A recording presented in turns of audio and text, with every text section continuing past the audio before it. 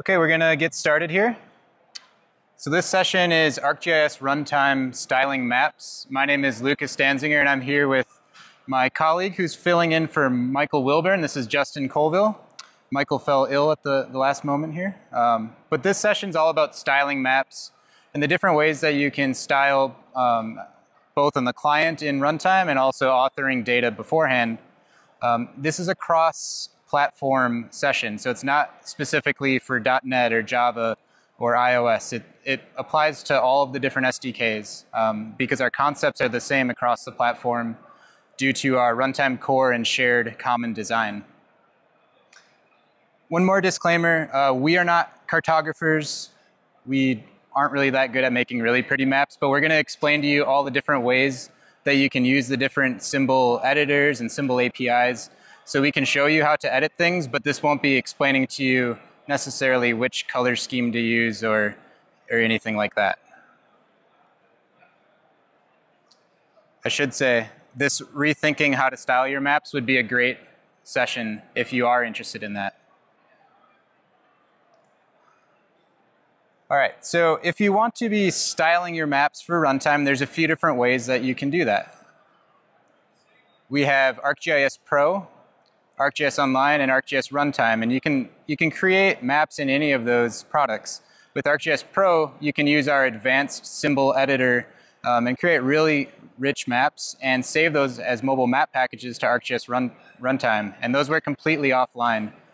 But with Pro, you can also author web maps to ArcGIS Online and then consume web maps in ArcGIS Runtime. So there's kind of many different avenues you can take.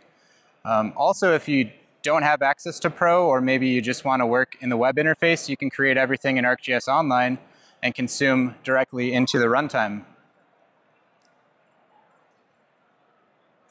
So if you are going to go the route of creating in a different application and then consuming in Runtime, there's two main things you can do.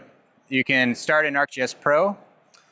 This is really the most powerful application for authoring maps. It's our professional desktop GIS application. So pretty much everything you can do in the platform, you can do in Pro.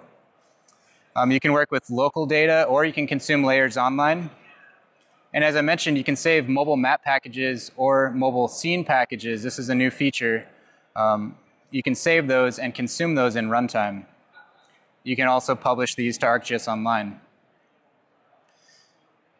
Alternatively, you can just do everything in ArcGIS Online and skip the desktop application, author everything in the browser. You can add public layers from online. You can add your own private data. You saw a lot of that this morning in the plenary. And you can take advantage of things like smart mapping. It helps read the data and make suggestions for you about what the best way to style your map is.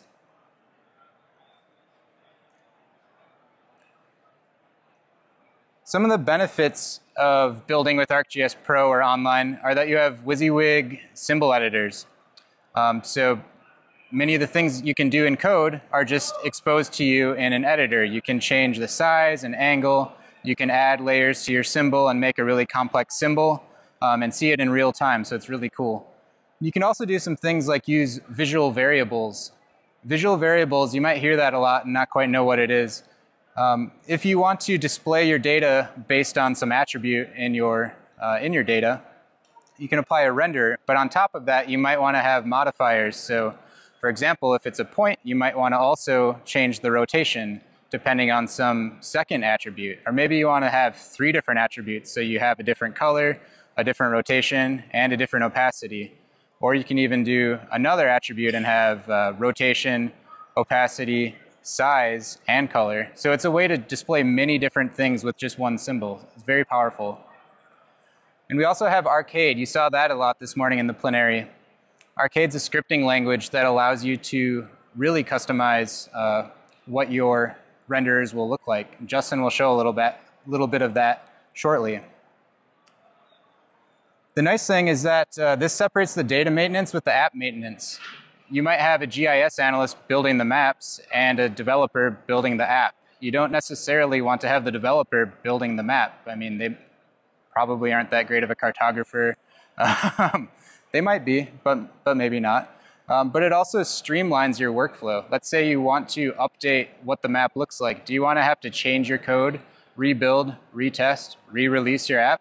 Or do you want to just update the map file and send it out? It's a much more streamlined workflow. It also simplifies your code a lot. So here you can see some Android code. We have an item ID, and that's basically this unique identifier. And we're creating a portal and a portal item with that ID, and then we're creating a new map object from that item ID. If you update that map in the web, everything will just update and work as expected, as opposed to having to go into your code and rewrite everything for the new symbols and layers and renders that you want to use. So with that, we're going to jump over to Justin, who's going to give us a demo on creating and reading an MMPK. And then he's going to go to the web and create a web map and consume that in Runtime. All right. Thanks, Lucas. All right. So let's take a look at a couple of things that Lucas was just talking about. First, we're going to start off by switching to the right display. And now you should see ArcGIS Pro. And here we have a layer, which is the trees of the city of Portland, Oregon. And we can notice two things about our symbology that we have. We can tell that there's some kind of color associated with them, and then also our symbols are varying by size as well.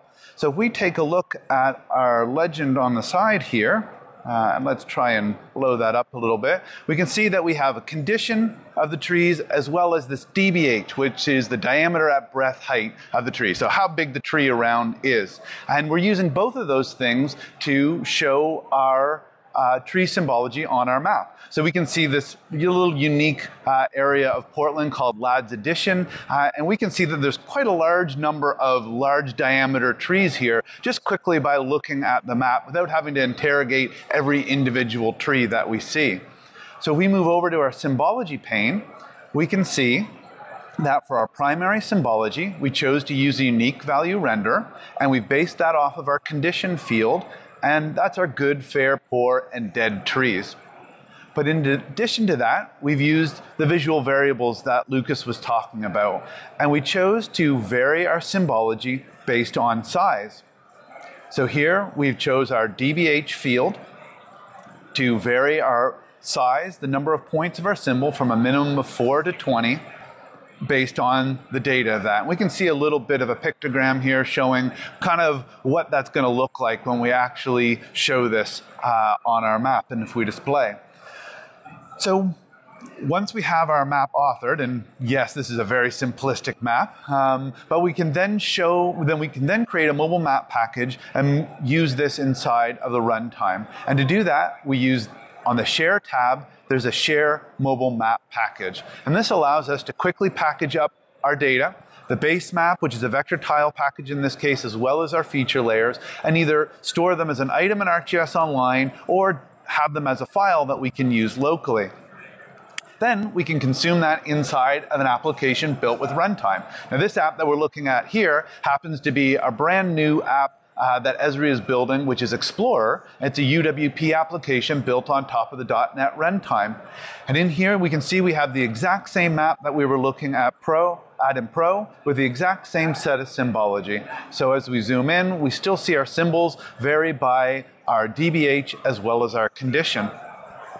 So this is a quick example of how you can use a mobile map package to open your map.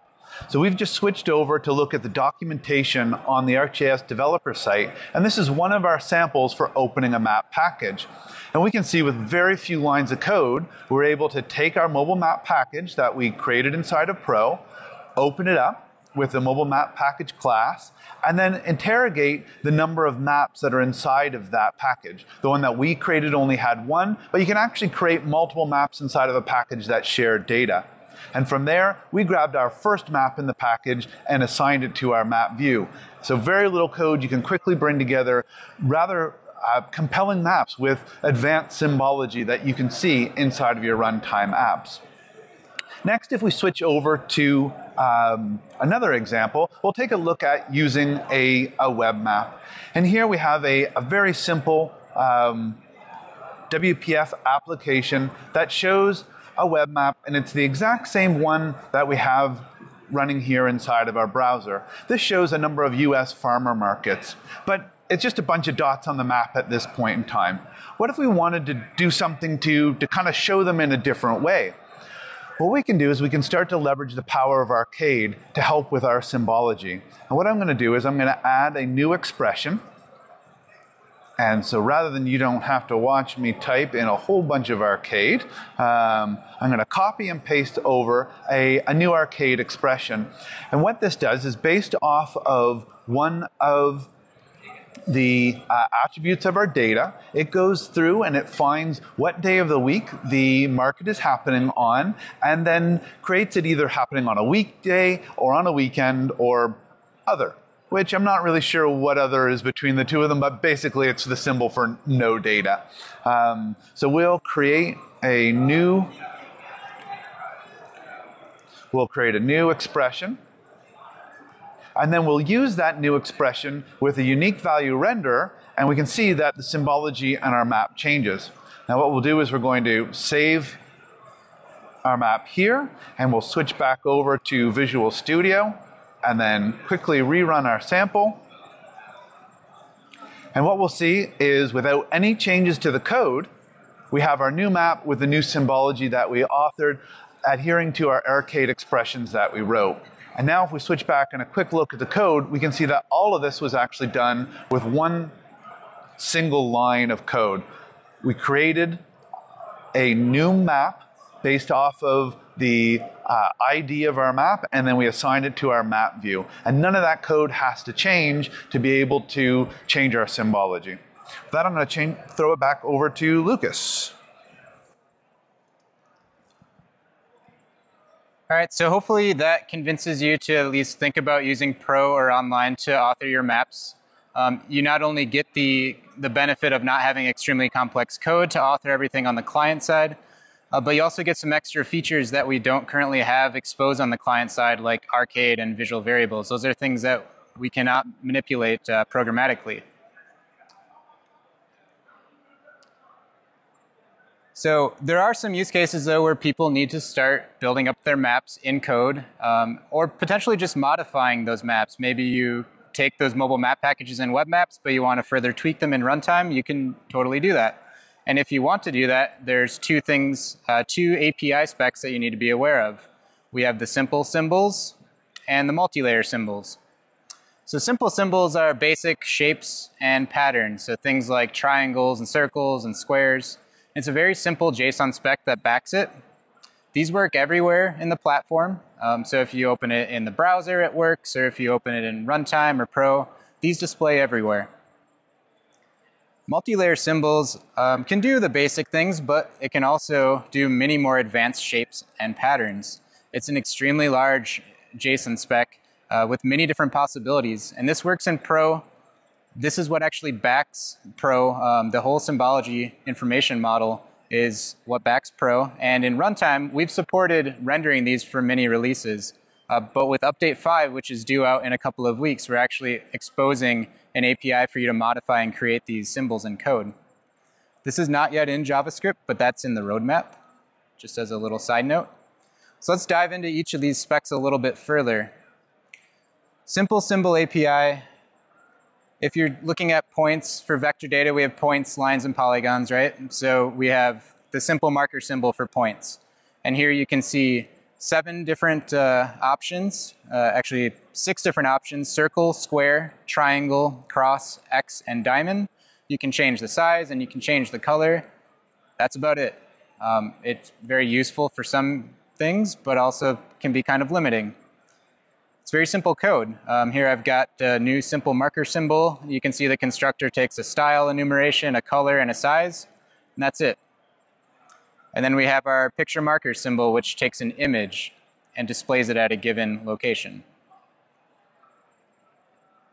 If we're looking at lines, we have the simple line symbol, and that has 5 different enumerations for styles. We have solid, dash, dot, dash dot, and dash dot dot. You can see those all right here.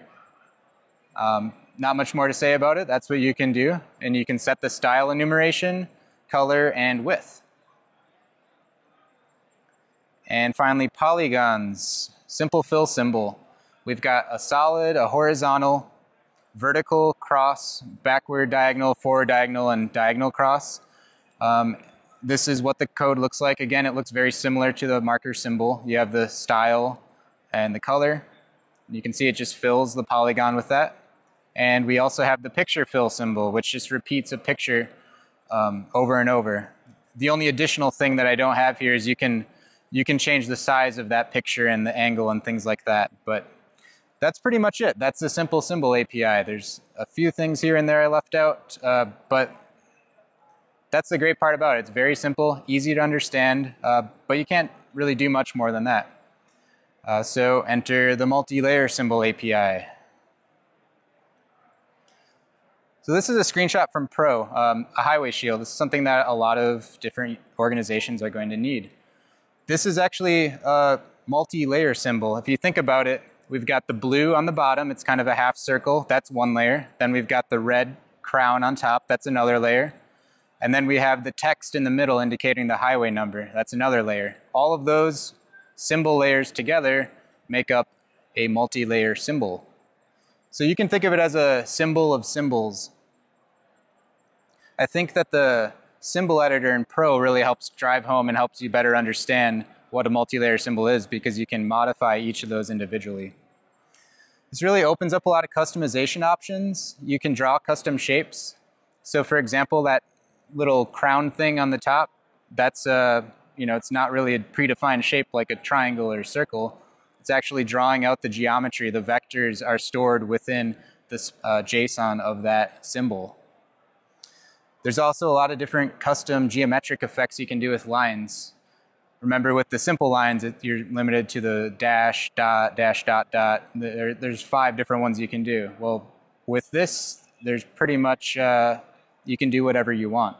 With polygons, you can also do some interesting things. You could, for example, repeat a point throughout the fill of a symbol, or you could only display points at each vertice of the polygon. There's lots of different options for customization. I mentioned this earlier, this is the symbol model for Pro, and it's really the symbol model for the future of the platform. The workflows we support for multi-layer symbols are to create in Pro, either through a mobile map package or mobile scene package. A third workflow that we didn't cover here, but I'd be happy to talk to you more about after, is creating mobile style files. So you can actually just share a style file that contains all of your different symbols that you want for your organization and consume those in runtime. You can then consume and modify in runtime, or you can just create completely programmatically in code. So here are a couple examples of where you might want to use multi-layer symbols. This is really big in the utilities space. They have things like valves and water direction. It's more than just simple shapes. You need to actually indicate something fairly complex in one symbol. Or another great example is military symbols. They have a different shape and different color, and they oftentimes have a text modifier on the side and some custom vector drawn in the middle. So there's many different things that make up this one symbol, and they're very complex. So at a high level, what is the Multilayer Symbol API? Basically, we have a multi-layer symbol base class, and there's 3 subclasses underneath that. There's the multi-layer point symbol, multi-layer polyline symbol, and multi-layer polygon symbol. And each of those contain a mutable list of symbol layers. So you can basically give whatever symbol layers you want to those symbols, and it will display it all in that one symbol. So we have a symbol layer base class, and then a marker symbol layer, stroke symbol layer, and fill symbol layer underneath those. Each of those then have additional subclasses, so it gets a little bit more complex. Again, this is why it's great if you can create them in Pro and then modify them here. But here in the demo, I've created everything programmatically, so I'm going to walk you through some of the things you can do. Disclaimer, I'm going to say the words layer and symbol a lot, so it will be a little confusing. So here, this is using our update 5. Again, this is out in a couple of weeks, so this is currently not available in the released version of the SDK. It will be out in 2 weeks, maybe 3. We have a point, a polyline, polygon. Again, disclaimer, I'm not that great of a cartographer. So they're not that pretty, but they prove a point. In this case, we have a 5-point star. It's blue. We've got a picture marker symbol layer in here. We've got a diamond, and then we've got a stroke around the whole thing. So this demonstrates a few things. The first is this is drawing a custom shape. We don't have an enumeration style for star, but I defined the vector that made up the star and drew it in code. So this one's just like the picture marker symbol, only it's one individual layer. You'll notice here I'm actually working through each layer. This is one symbol, but it has many different layers. I can also do things like modify the entire symbol. So I can drill down to each layer and change those, or I can change the symbol as a whole and do things like change the size or the angle. So here's some of the code to create the multi-layer symbol. Let's look at the vector marker symbol layer. So that's the one that we use to create the star. Here you can see I'm creating the vector marker symbol element from JSON. I'm defining a polygon. This is the 5-point star. So really, if you can figure out the vertices, you can draw whatever you want. It's pretty neat. I'm creating a vector marker symbol layer with that element. And remember how I said there's a mutable list of layers? Here I've got my point symbol, I'm accessing the layers, and I'm inserting this star into the layer. Here's where I'm creating that picture marker symbol layer from a URL, and I'm inserting that one into my multi-layer symbol. And finally, here's the outline. My polyline example here, I gave it 3 different layers. I've got the yellow layer, I've got this red layer on top, and then I've actually got the vector marker symbol layer I was talking about in the previous example. I gave that to my line layer, or my line symbol. I told you I'd say layer and symbol a lot. I give the vector marker symbol layer to the symbol, and it displays it at a repeating pattern throughout the entire symbol. I can do some things to customize these then. So for example, I can change the cap style. Here I'm switching between butt, round, and square. And I can also change the color of just this one layer. And I can change the width as well.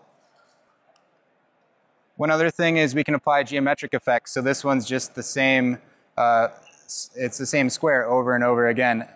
But I could, for example, do a square with 4 spaces and then a square. And then again, we've got the vector marker symbol layer repeating throughout here. And finally, for polygons, we've got the multi-layer polygon symbol. I've got 5 different layers in this example. The first one is a solid fill, so it just takes a color. The second one is a picture fill, so it takes an image. The third one, I took my same star that I drew in the first example and gave it to the polygon, and it's repeating it throughout. Here's a hatch fill symbol layer. So this is just displaying a backwards hatch, but we can customize that and do a few different things. And then I gave it a stroke symbol layer, and that's what gave it the outline. So these examples, again, are not the most beautiful, but they show that you can give many different symbol layers to the symbol and display many different things. So it's a really powerful API and specification. And we don't support the entire spec in Runtime to create programmatically. If you create something in Pro and consume it in Runtime, it will look the same. But we can't guarantee that you'll be able to create everything from scratch in Runtime code. We exposed what we thought was important at the beginning, and we're hoping to get feedback to know what to add in the future, because again, it's a very large spec. We can't expose everything right away. So just as a recap, there's several different workflows for styling your maps with Runtime. You can use ArcGIS Pro to create mobile map packages, mobile scene packages, and style files. You can use the nice multi-layer symbol editor and apply visual variables in Arcade. You can also use ArcGIS Online to create web maps and take advantage of things like smart mapping. And finally, you can do everything in Runtime if you want. You can consume it, modify it with the new Symbol APIs, or you can just create everything programmatically and not even use the other products. So these are the different options you have when you're styling your maps with Runtime. With that, we are about out of time, but we can maybe take one question.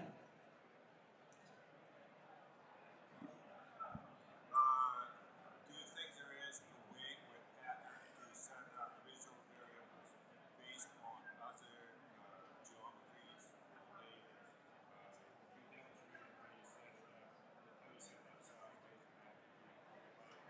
set location?